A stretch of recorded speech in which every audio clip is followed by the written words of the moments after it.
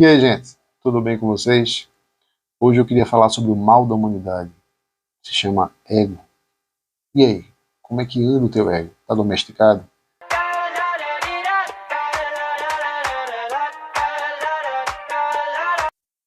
A nossa cultura é uma cultura de subjetividade.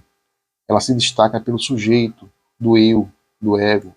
Então esse ego, ele tem um grande privilégio do significado do sujeito, do eu mesmo, da minha identidade, daquilo que representa aquilo que eu sou.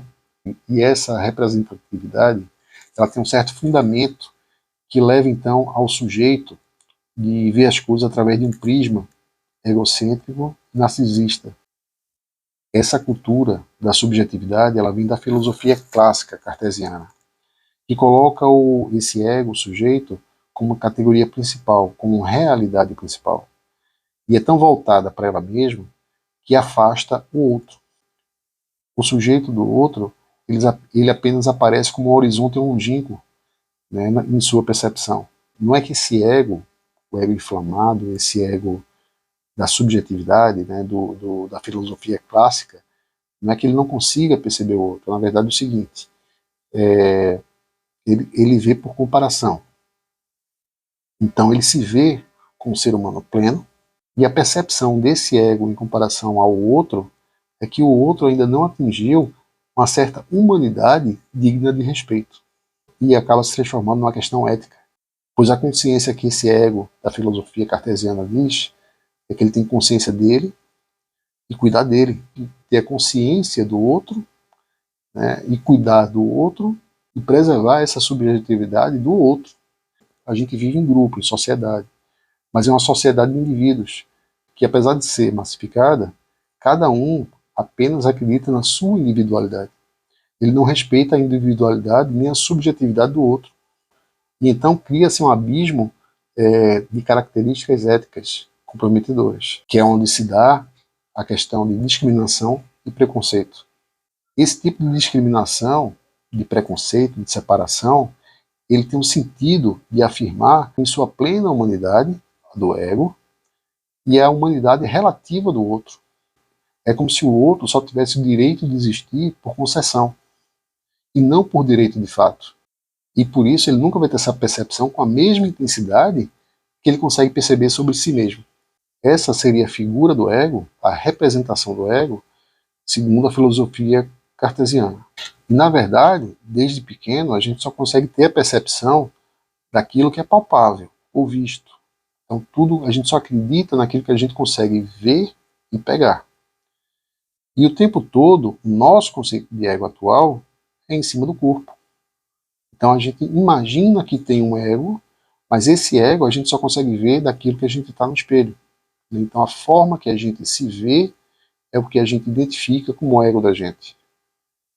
Isso foi passado para a gente de geração em geração, não é de agora. E a gente aceita essa ideia do eu como corpo. A gente não é o corpo. A gente acaba esquecendo da nossa real identidade e para que a gente veio para esse mundo. A gente tem que dissolver esses conceitos, a gente tem que desconstruir todos a nós mesmos para poder ver realmente o que é. O ego, na verdade, ele está ligado a egocentrismo, a narcisismo, a plenitude do eu como humano. Aquilo que é referente somente a ele. É como se o mundo todo tivesse que fazer as suas vontades para que o mundo girasse a seu favor. É aonde ele consegue apenas se ver, ele não vê mais nada do que isso. Então esse ego, ele só tem a consciência dele mesmo como realidade principal. Lá no Éden, antes da queda, o corpo era puro, a alma era pura e o espírito era conectado diretamente a Deus. Com a queda de Adão, quando ele comeu o fruto do bem e do mal, então houve a queda da humanidade. E nessa queda da humanidade, Adão levou consigo justamente o mal. Ele só tinha pureza dentro dele. E acabou levando mal também. E esse mal vem com a gente até Cristo. Na verdade, você precisa salvar, né? E esse mal, desde então, ele vem acompanhando com a gente. Então a gente tem o eu espírito, que é justamente quem a gente carrega, é a fonte de vida da gente, e a gente criou aquilo que a gente consegue ver, mas que não é real, que é o eu ego. Noé não tinha ego. Nessa queda, o corpo ficou corruptível, a alma virou ego e o espírito ele foi desconectado. Então, desde então, a gente está totalmente desconectado de Deus. Apesar de sermos filhos amados, a gente tem que ter uma ligação direta. Você não precisava ter essa ligação direta antes. Hoje você precisa criar um relacionamento. Hoje você tem uns processos que você tem de aceitação e tudo mais. Antigamente não tinha isso. Antigamente Deus visitava a gente.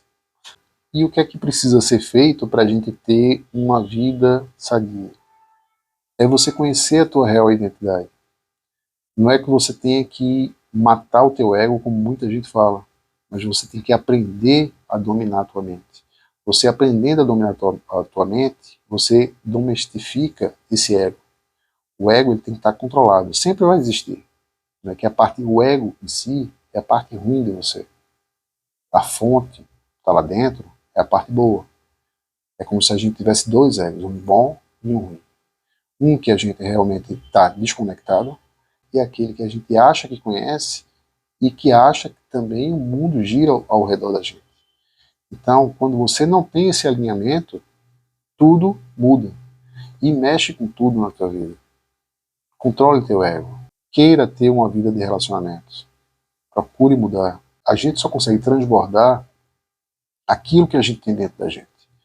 Se você só tem o teu ego, você vai se ferir muito. Você não veio para isso. Você veio para autogoverno, para autocontrole. Até o próximo vídeo.